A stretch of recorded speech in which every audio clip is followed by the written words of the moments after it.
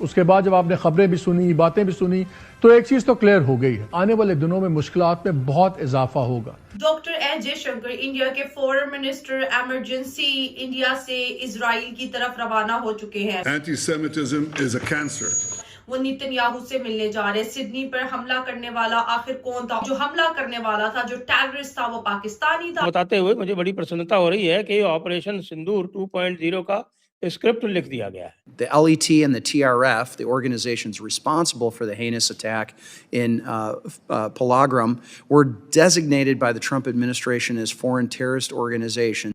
और अब बिल्कुल स्पष्ट कर दिया गया है कि पहलगाम का जो दायित्व है वो पूरी तरह से पाकिस्तान पर है। एनआईए ने आज अपनी चार्जशीट दाखिल कर दी और नेतन्याहू का ऑस्ट्रेलिया को लेके एक बड़ा बयानिया सामने आ गया। और हिंदुस्तान के साथ इसराइल का जो कॉपरेशन था उसमें कोई छुपी हुई बात तो नहीं थी। अब हमें इन दोनों के साथ एक सिंक्रोनाइज्ड जंग के लिए भी तैयार होना चाहिए। नेतन्याहू अक्सर ये कहते हुए पाए जाते थे कि आप जो है जूस कम्युनिटी को लेके एनवायरनमेंट के अंदर एक्सट्रीमिज्म को बढ़ाएंगे और इसका जो रिजल्ट होगा वो बहुत ज्यादा खतरनाक होगा। तो this is a very dangerous reality. जी हाँ, और मेरे ख्याल हमें अपनी डिप्लोमेटिक चैनल से इस साजिद जट को हैंड ओवर करो। पाकिस्तान उसको हैंड ओवर करेगा नहीं और उसके बाद फिर पाकिस्तान के ऊपर ऑपरेशन सिंदूर 2.0। इंडिया के फॉरेन मिनिस्टर एमरजेंसी इंडिया से इजराइल की तरफ रवाना हो चुके हैं। जय हिंद दोस्तों, a very warm welcome to Hindustan special channel. विदेश मंत्री एस जयशंकर आज इजराइल पहुंचे।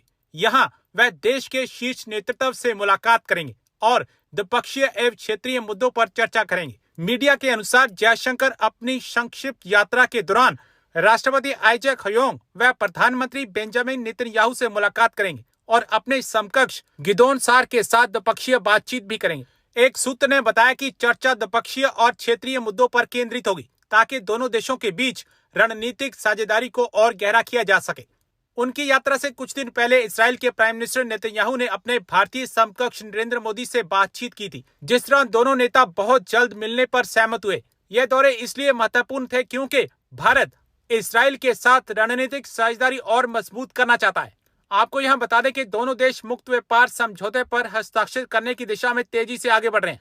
स्मोट्रिच की यात्रा के दौरान दोनों देशों ने एक द्विपक्षीय निवेश संधि पर हस्ताक्षर किए। डॉक्टर एस जयशंकर इंडिया के फॉरेन मिनिस्टर एमरजेंसी इंडिया से इजराइल की तरफ रवाना हो चुके हैं। पहले वो यूएई जाएंगे, वहां पर एक शॉर्ट मीटिंग करने के बाद वो नेतन्याहू से मिलने जा रहे। सिडनी पर हमला करने वाला आखिर कौन था? और नेतन्याहू का ऑस्ट्रेलिया को लेके एक बड़ा बयानिया सामने आ गया और आखिर इसके पीछे ऑस्ट्रेलिया क्या कर रहा था, ऑस्ट्रेलिया किस तरह से साइलेंट रहा और किस तरह से जूस कम्युनिटी को ऑस्ट्रेलिया के अंदर टारगेट किया गया, इसके पीछे क्या सच है क्या झूठ है। और जिसने टारगेट किया वो जो एक्सट्रीमिस्ट पर्सन था, क्या वो पाकिस्तान से था? मैं इसको टेररिस्ट ही बोलूंगी क्योंकि इसका ये सारा ये जो जिस तरह से उन्होंने अटैक किया, बीच के ऊपर लोग सेलिब्रेशन कर रहे थे। तो ये जी साजिद अकरम और नवीद अकरम है और ये दोनों बाप बेटा है। अगर इनकी उम्र बताई जाए तो बाप की उम्र 50 साल और बेटे की उम्र 24 साल बताई जाती है। और बीच के ऊपर जूस कम्युनिटी गैदरिंग थी और ये गैदरिंग किस वजह से थी ये जानना बहुत ज्यादा जरूरी है। तो ये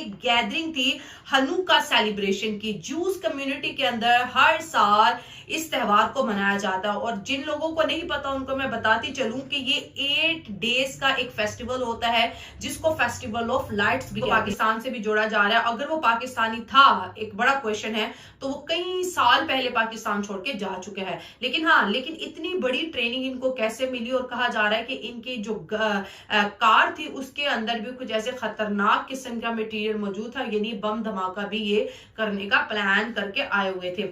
अच्छा, डॉक्टर एस जयशंकर जो है इस वक्त नेतन्याहू से मिल रहे हैं। ईरान ने भी इस अफसोसनाक वाक्य के ऊपर जी अपनी एक वो कहते हैं ना कि कंडोलेंसेस शेयर की है नेतन्याहू के साथ। और डॉक्टर एस जयशंकर इस वजह से जा रहे हैं क्योंकि आपको पता है कि इस वक्त इसराइल और इंडिया के बीच जो है डिफेंस का एक बहुत बड़ा जो है एक इन्वॉल्वमेंट सामने आ रही है क्योंकि इसराइल जो है अपने डिफेंस से रिलेटेड जितनी भी फैक्ट्री है उनको इंडिया के अंदर वो मुंतकिल करने का सोच रहे हैं। इसके साथ साथ हम देखते हैं और भी बहुत ज्यादा डिफेंस प्रोजेक्ट है जो इंडिया और इसराइल के भी जो है इस वक्त हमें दिखाई दे रहे हैं। और इस वजह से डॉक्टर एस जयशंकर, एक तो उनका ये कंसर्न्स है टेररिज्म को लेके, उसके ऊपर बात करेंगे, एंड सेकंड जो है अपने डिफेंस को किस तरह से स्ट्रॉन्ग करेंगे, इसके ऊपर भी बात करेंगे। जूस कम्युनिटी दोस्तों, अगर हम बात करें मुस्लिम या जूस की बात करें तो इनके बीच जो क्लैश है वो अभी नहीं, काफी ज्यादा पुराना है। और अगर किताब की रूह से देखा जाए, मतलब अगर मुस्लिम पॉइंट ऑफ व्यू से देखा जाए, अल कुरान के पॉइंट ऑफ व्यू से देखा जाए, तो अल कुरान भी यही कहता है कि जो यहूदो नसारा है वो मुसलमानों के दोस्त नहीं हो सकते। तो दोस्ती तो इन दोनों कम्युनिटीज के बीच तो नहीं हो सकती, लेकिन इस तरह के जो अटैक्स हैं ये सोसाइटी के लिए बहुत ज्यादा अनहेल्दी हैं। और कोई भी रिलीजन, कोई भी रिलीजन हो, कोई भी कंट्री हो, आपको नहीं सिखाता कि आप मासूम लोगों के ऊपर इस तरह से गोलियां बरसाएं। ये एक्सट्रीमिज्म की एक बहुत बैड एग्जाम्पल है कि जहां पर एक ऐसे दो बाप और बेटे जिनका कोई क्रिमिनल रिकॉर्ड अभी तक ऑस्ट्रेलिया में सामने नहीं आया और एकदम से वो बीच पे जाते हैं और जूस को निशाना बनाते हैं। और जूस और फलस्तीन की आपको पता है एक वॉर भी चल रही है, हमास के साथ भी इनका काफी लंबा जो है एक जंग की सूरत आप कह ले, वहां गजा पट्टी का आप हाल देख ले। उसके बाद जो है मुस्लिम जो उम्मा है या मुस्लिम कम्युनिटी है, जो मुस्लिम लीडर्स हैं, वो काफी ज्यादा इसराइल से नाखुश नजर आते हैं। लेकिन इसका हरगिज ये मतलब नहीं है कोई भी जो है ऐसे उठे और वो जूस हैं, वो मुस्लिम हैं, वो हिंदूज हैं, वो क्रिश्चियंस हैं, इस तरह के वाकयात नहीं होने चाहिए। और इस वक्त ऑस्ट्रेलिया की इंटेलिजेंस एजेंसी के ऊपर बहुत बड़ा क्वेश्चन ये है कि एक ऐसा मुल्क जहां पर जूस बहुत ज्यादा सेफली रह रहे थे, किस तरह हो सकता है कि इतना बड़ा मास्टर प्लान तैयार होता है और एक ऐसी जगह जहां पर हनुका फेस्टिवल ऑलरेडी सेलिब्रेट हो रहा है, टाइट सिक्योरिटी है, उसके बाद 6 गन बाप और बेटा वहां पर कैसे ले आते हैं और वो अंधाधुन लोगों के ऊपर चलाना शुरू कर देते हैं। तो ऑस्ट्रेलिया का कहीं ना कहीं यहाँ पर इंटेलिजेंट फेलियर्स भी है। लेकिन हाँ, दूसरी तरफ जो मीडिया वॉरफेयर है, इंफॉर्मेशन वॉरफेयर है, उसमें भी मैं आपको बताती चलूं कि कोई भी खबर हो, जैसे मैं इंडिया और पाकिस्तान की बात करती हूँ, तो दोनों की जो नेशनल मीडिया है वो हमेशा इस कोशिश में होती है कि हम एक दूसरे की टांगे खींचे। लेकिन एक दफा खबर की जब तस्दीक हो जाए ना, एक दफा खबर की जिसे बोलते हैं ना वेरिफिकेशन हो जाए, तो उसको फिर डिलीवर करना बहुत ज्यादा आप इजी हो जाता है और उसकी ऑथेंटिकेशन पे क्वेश्चन नहीं बताते हुए मुझे बड़ी प्रसन्नता हो रही है कि ऑपरेशन सिंदूर 2.0 का स्क्रिप्ट लिख दिया गया है और अब बिल्कुल स्पष्ट कर दिया गया है कि पहलगाम का जो दायित्व है वो पूरी तरह से पाकिस्तान पर है। एनआईए ने आज अपनी चार्जशीट दाखिल कर दी। जी हाँ, एनआईए ने एलईटी